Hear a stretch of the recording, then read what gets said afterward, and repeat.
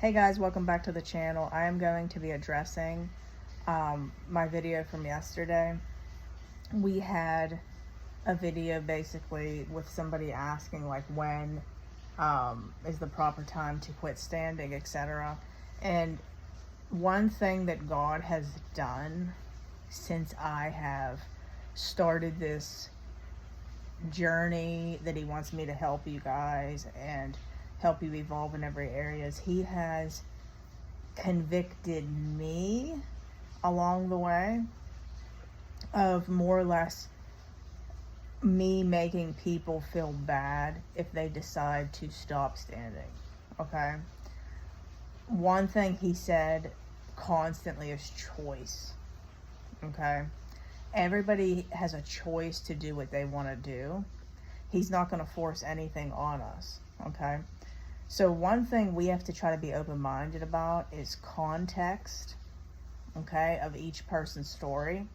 So I talk to all kinds of people, and one thing that he's shown me is not every story is the same.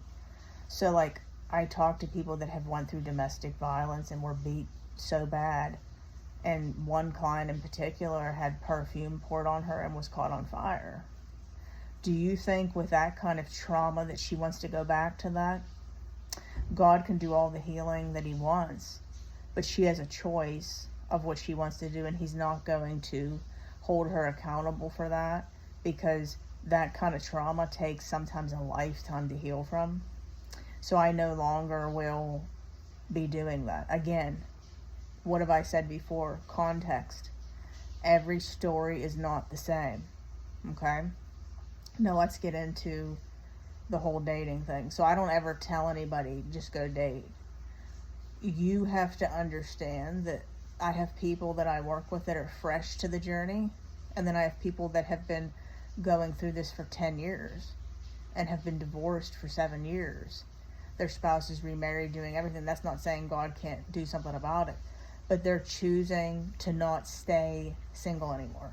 They're lonely. They don't want to stay single anymore. Because they're choosing to do that, and they're saying that God is saying it's okay, I am going to lead them correctly. So I'm not going to be having them do it in a way because they're trying to fill a void. That's where we don't want to do things like that.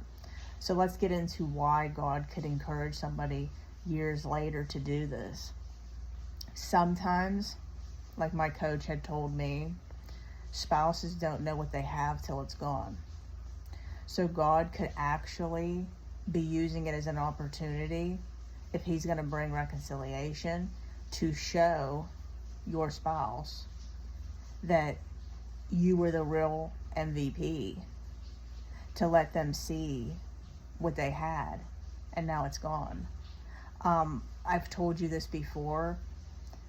Nobody wants somebody that's smothering and obsessive, and not to mention if you want to put the spiritual part into it, with idolatry.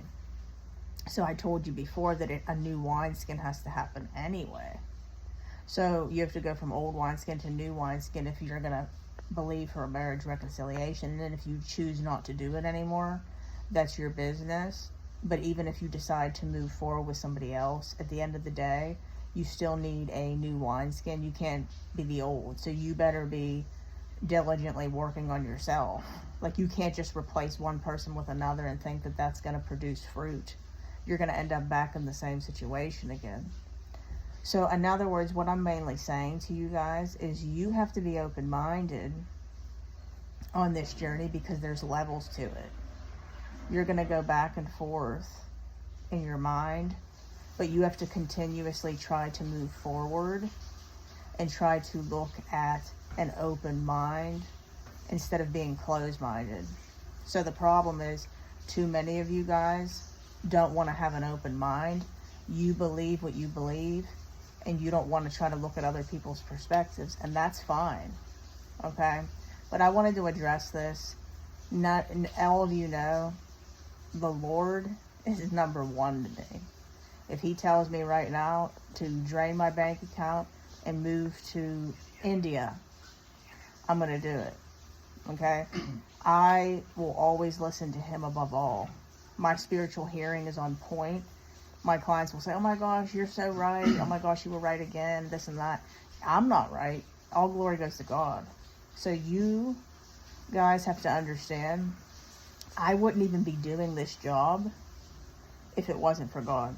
And when I look at my clients, how they're progressing, and I'm seeing marriage reconciliations, I'm seeing kingdom marriages come together, I'm seeing thriving relationships, I'm seeing people break free of bondage, trauma bonds, healing. That is enough proof to me. The fruit is enough proof to me to know that the Lord is working. So again, the biggest thing I can tell you is to have an open mind. When the Lord convicts me, I love it. I love it because then I can take accountability and grow more. So now I am open-minded. At the end of the day, the Lord's always going to do what he wants. So a lot of you guys have fear that you're going to stop your marriage reconciliation. You're going to stop your kingdom marriage. You're going to stop the Lord's promises in your life. And let me tell you something. You're not. Whatever God wants to take place is going to take place. You don't have to do anything. So anyways, I love you all so much. I hope you have a wonderful day. I'm praying for you all.